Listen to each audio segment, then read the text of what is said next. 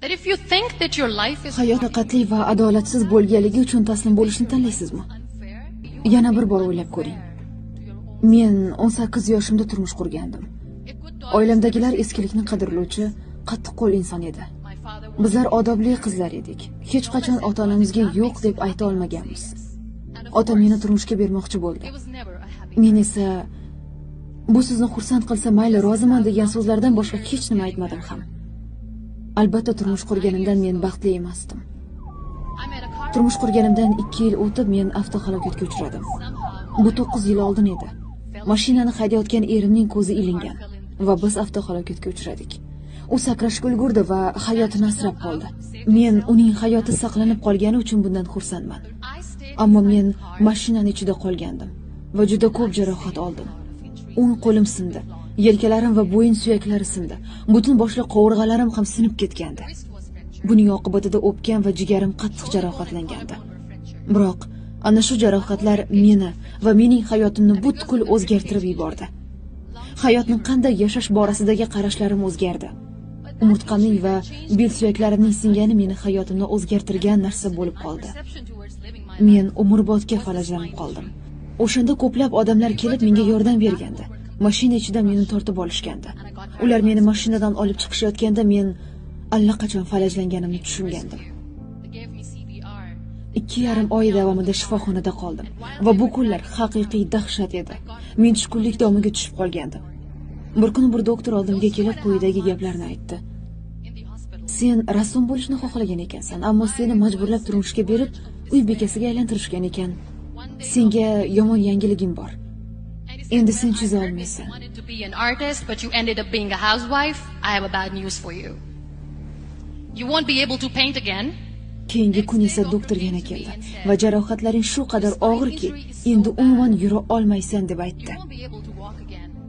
Men chuqur nafas oldim va mayli deb qo'ydim. All right.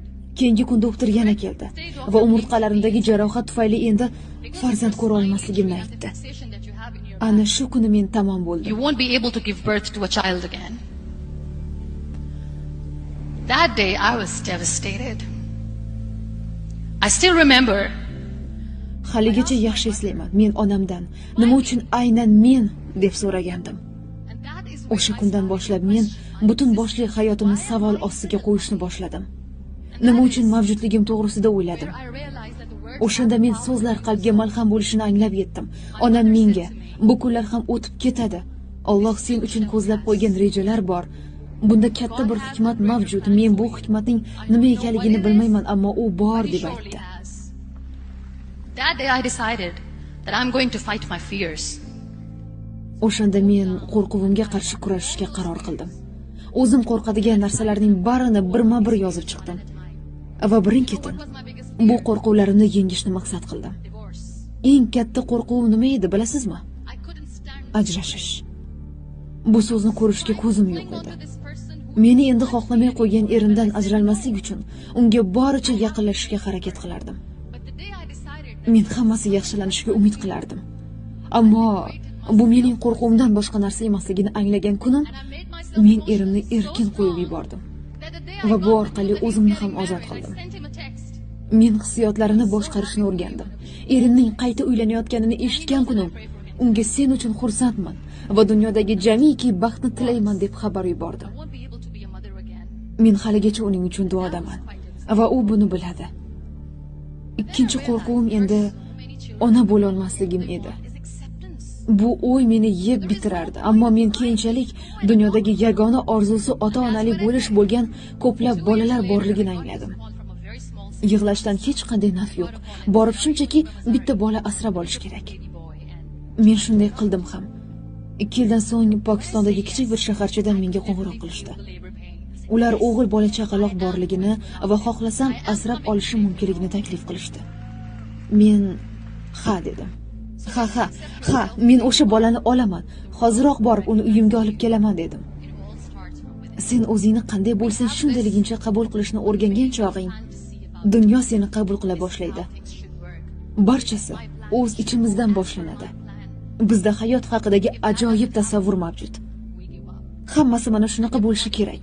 Bu mening rejam. Hammasi shu rejaga ko'ra harakatlanishi kerak deb hisoblaymiz. Rejamiz ish bermasa, darrov taslim bo'lib qo'ya qolamiz. Men hech qachon nogironlar aravachasida bo'lishni orzu qilmaganman. Bu haqda hech o'ylab ham ko'rmaganman. Hayot imtihon. Imtihon esa hech qachon yengil bo'lmaydi. Hayotdan yengillik qidirayotgan bo'lsang, hayot sening qo'lingga limon tutqazadi. Sen bundan limonad tayyorlaysan, ammo hayotni ayblama. Chunki sen uning yengil o'tishini kutayotgan eding. Imtihonlar insonlarni yanada kuchliroq insonlarga aylantiradi.